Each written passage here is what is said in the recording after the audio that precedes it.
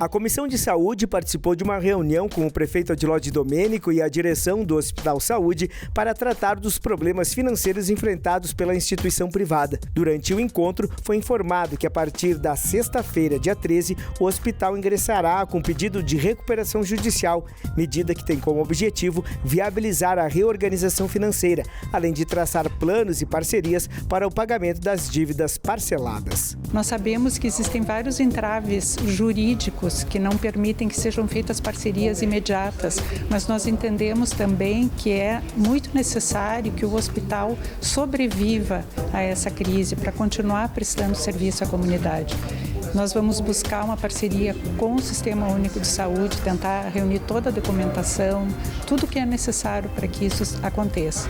O município afirmou que pode intermediar reuniões com instituições de saúde que já prestam serviços, visando um possível acordo de terceirização de trabalho.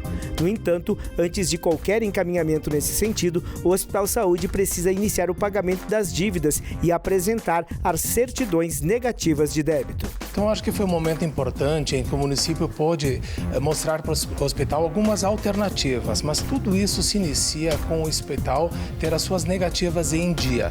Dessa forma, quando o município for contratar os serviços, o hospital pode participar dessa concorrência.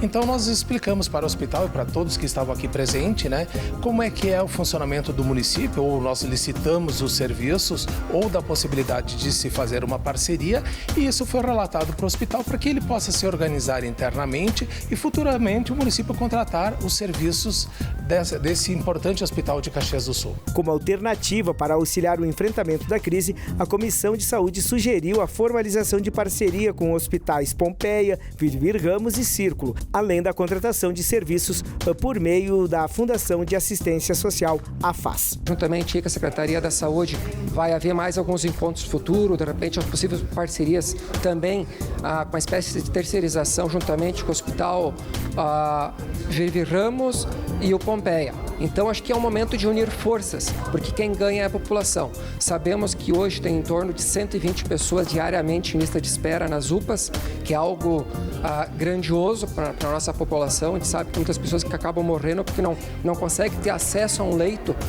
hospitalar, até mesmo um bloco de UTI. Então, a situação hoje é que Caxias está, eu diria assim, numa espécie de colapso.